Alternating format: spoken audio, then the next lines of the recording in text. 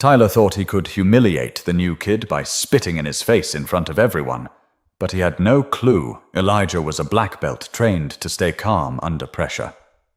Elijah Garner's first day at Lincoln Ridge Middle School wasn't exactly how he pictured it. The morning sun hit just right over the cracked sidewalks of Fresno, California, and the air still held a bit of chill from the night before. His mom dropped him off with a warm smile, one hand gently brushing the back of his neck before he stepped out of the car. He adjusted his backpack, took a deep breath, and walked toward the main building, pretending not to notice the stairs. New kid. Always the same look, like he'd just landed from another planet. Inside, the place smelled like floor polish, overcooked tater tots, and adolescent hormones. Elijah didn't mind.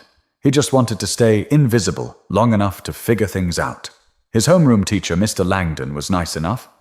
A tall guy with graying temples and sleeves rolled up to the elbows like he'd been teaching since forever. He introduced Elijah without much fanfare. "This is Elijah Garner. He's from Bakersfield. Let's make him feel welcome." Then it was back to attendance. Elijah sat in the back row. No one said a word to him. No one passed him a note. He liked it that way. But schools like Lincoln Ridge had their own unspoken rules.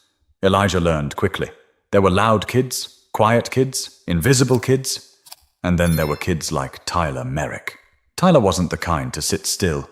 He walked through the halls like they were built for him.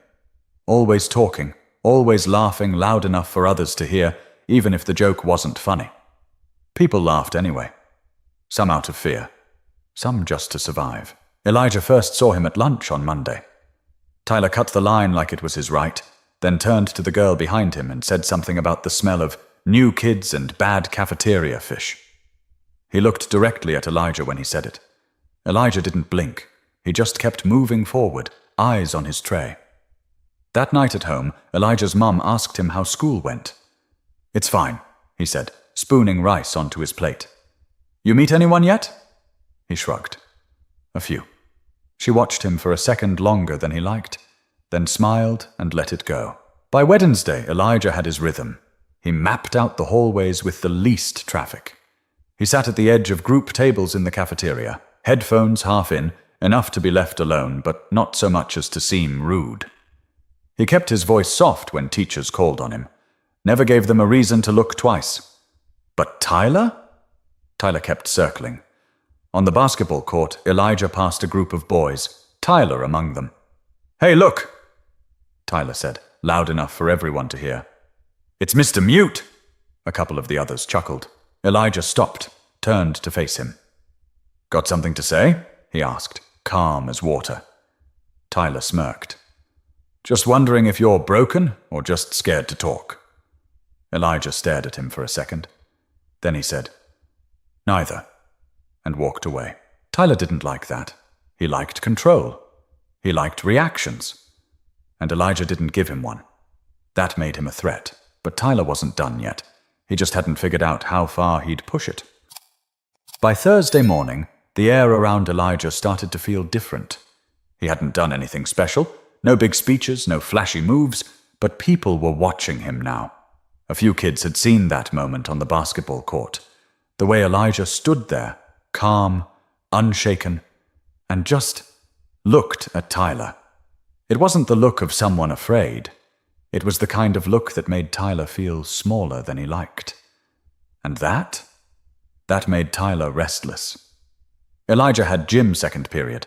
They were doing partner drills, push-ups, sit-ups, sprint relays. When Coach Ziegler told them to pair up, most kids ran toward their friends. Elijah walked toward the bleachers, waiting for the leftovers. Tyler saw his chance. He stepped right into Elijah's path, arms out wide, mocking. "Partner up with me, new guy," Tyler said, loud and smiling. Elijah met his eyes. "I'm good." "Oh no, you and me, we're gonna be best buds," Tyler said, clapping him hard on the shoulder, a little too hard. Coach looked over, didn't say anything. He probably figured they were just being boys. The workout started. Sit-ups, push-ups, sprints. Tyler made every move a game, adding a slap here, a shove there. Elijah didn't react, not once. But Tyler was watching, looking for cracks. Then came the relay. Tyler stood behind Elijah, waiting to slap his hand as he ran back from the cone. "Faster, Turtle!" he shouted. Elijah didn't even glance at him. He ran, tapped the cone, returned, and tagged Tyler with a clean clap. Tyler smacked his hand harder than needed, then stumbled on purpose and said loud enough for everyone to hear, "He's got butterfingers. Probably can't even hold a pencil straight." No one laughed this time. After class, Elijah stayed behind to tie his shoes. Tyler lingered too. "Hey," Tyler said. Elijah looked up. "You act like you're better than everyone." Elijah blinked. "No, I just don't talk when I don't have anything worth saying." Tyler stepped closer. "Too close. You calling me dumb?" Elijah didn't flinch. "I'm saying you talk too much." That stuck. You could see it hit. Tyler backed off, but his eyes burned. Later that day, word had already started spreading around campus. Not anything specific, just whispers. A kid who stood up to Tyler without saying much. A kid who didn't laugh, didn't flinch, didn't try to fit in. The thing about kids that age, they notice power shifts like animals in a pack. And Tyler, he felt his grip slipping. He couldn't let it go. That afternoon, just before lunch, Elijah walked into the cafeteria and found his usual table half taken. 3 sixth graders were sitting there, heads down, munching pizza. Elijah didn't say a word. He just sat at the end of the bench and unwrapped his sandwich. That's when Tyler made his move. He walked up with 2 of his boys, Camden and Diego, both more followers than anything else. Tyler smacked the edge of the table with his tray, loud enough to make the 6th graders look up and slide away. Then he turned to Elijah. "You know, I've been thinking about you," Tyler said, loud, smiling. Elijah chewed, said nothing. "You're not better than anyone here. Just 'cause you're quiet doesn't make you smarter, or cooler, or stronger." Elijah set his sandwich down. "I never said I was." Tyler leaned in, voice low now. "But you think it." There was a pause. One of those moments where everything hangs in the air like a held breath. Then Elijah said, "You talk like you're trying to convince yourself of something." Tyler blinked. That one hurt. He straightened up, his smile gone. His fingers gripped the tray tighter. People nearby were starting to turn around. A few kids elbowed their friends and pointed. But Tyler wasn't looking for words anymore. He wanted control, and he was about to go too far. Thursday. Lunchtime. The cafeteria buzzed. Forks scraping plastic trays, sneakers squeaking on the old tile floor, voices bouncing off the walls in every direction. Elijah stood near the milk cooler, waiting his turn in line. His tray was empty, but his head was full. Math test results, his mum's part-time job interview, the chicken nuggets he hoped wouldn't be frozen in the middle. Behind him, there was a pause in the noise, a ripple of silence too small to notice, unless you were paying attention. "Yo!" Tyler's voice broke through. Elijah didn't turn. He knew who it was. He grabbed a chocolate milk from the cooler and stepped forward. "Hey," Tyler said again, louder. "You got wax in your ears?" Elijah turned his head halfway. "No." "Then why are you ignoring me?" The kid in front of Elijah moved up in line. Elijah followed. Still calm. Still quiet. Tyler stepped right up behind him, standing too close. Elijah could feel his breath. "You think you're better than me?"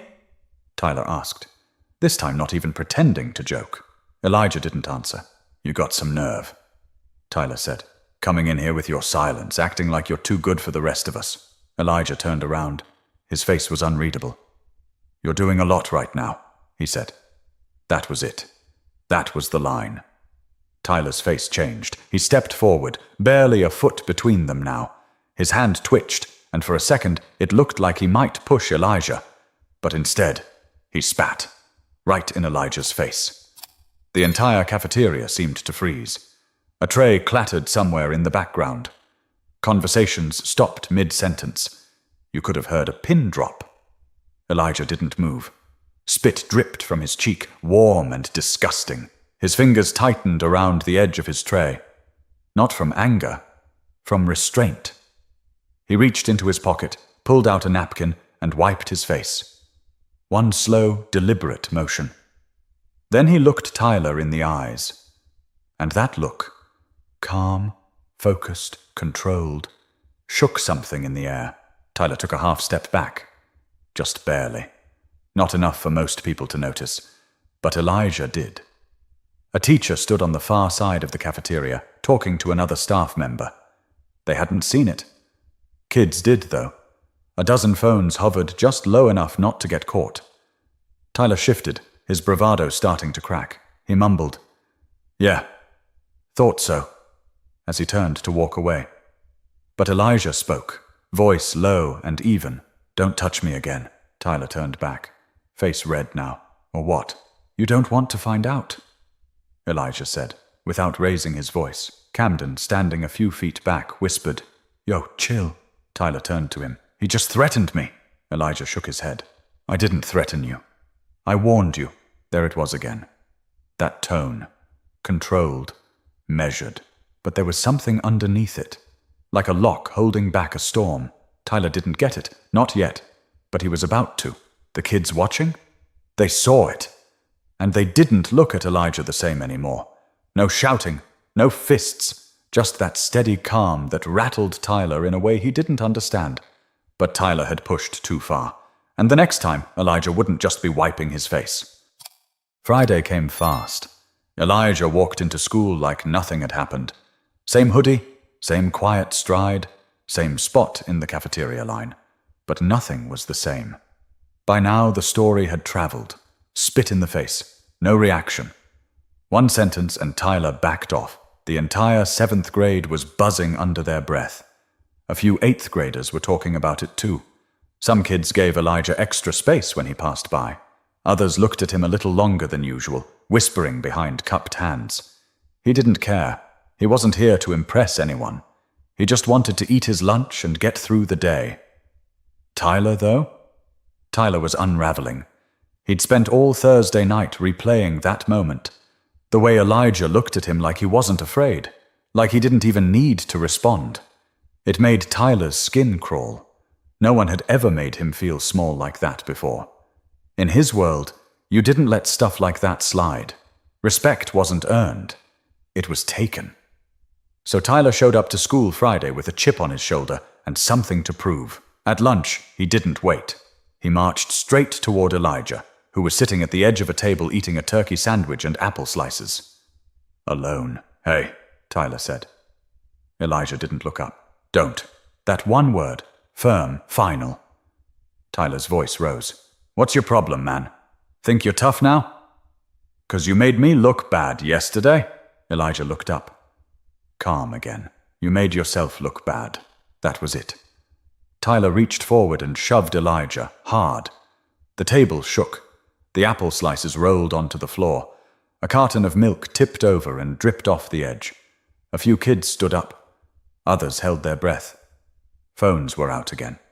Elijah stumbled back slightly, caught himself, and didn't move. For a moment he stood completely still. Not angry, not scared. Just still. Then slowly he stepped forward. One step, then another, and Tyler laughed, nervous now, trying to keep the act going. "What? You gonna hit me?" Elijah said nothing. Tyler swung again. Not a punch, just another shove, harder this time. Elijah moved. Fluid, quick, controlled. His arm came up, catching Tyler's wrist before it landed.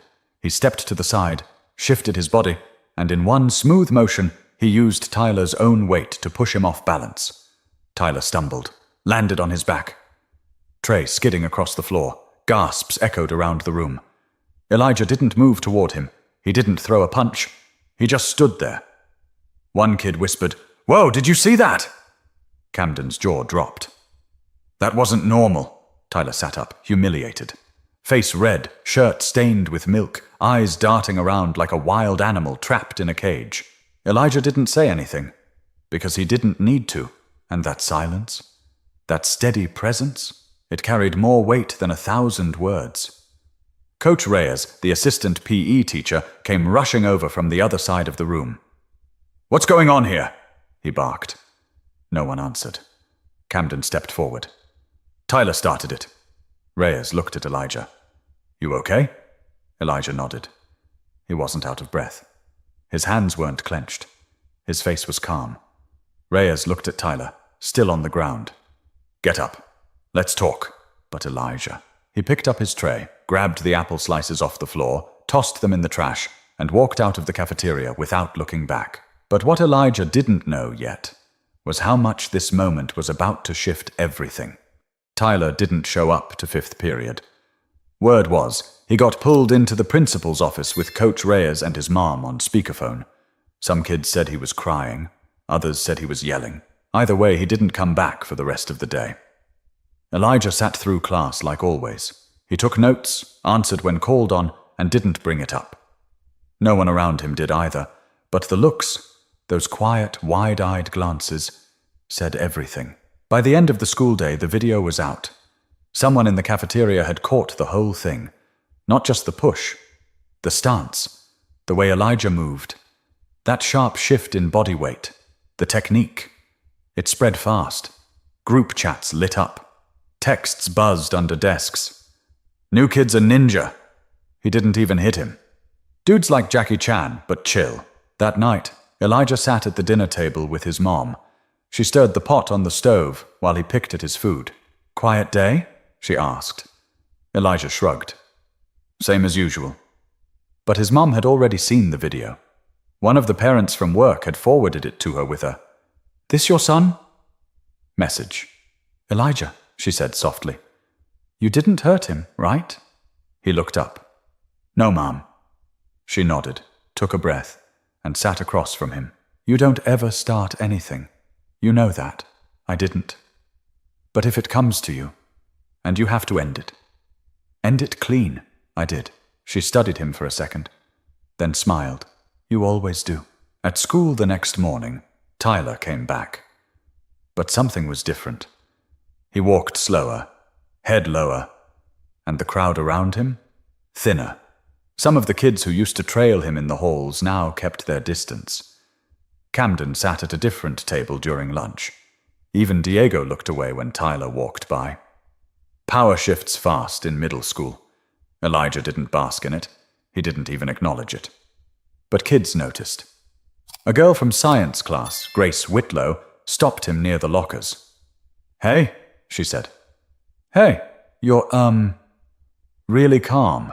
He raised an eyebrow. "Is that good?" "It's rare," she smiled, then walked off. Later that day, during free period, Tyler walked into the gym where Elijah was shooting hoops by himself. For a second, Elijah thought he might be looking for round 2, but Tyler just stood there. "I didn't know," Tyler said finally. "Didn't know what?" "That you were, trained, or whatever." Elijah bounced the ball once. "Would it have changed anything?" Tyler didn't answer. After a pause, Elijah passed the ball to him. "You want to shoot or talk?" Tyler caught the ball and looked down at it. He didn't smile, didn't joke, just nodded and started shooting. For the next 5 minutes, they didn't say a word. Just two kids on a court, trading shots, breathing the same quiet air. When the bell rang, Tyler passed the ball back. "I shouldn't have done what I did," he said. Elijah held the ball in one hand, looked at him, then said, "You wanted to feel bigger." "I get it." Tyler blinked.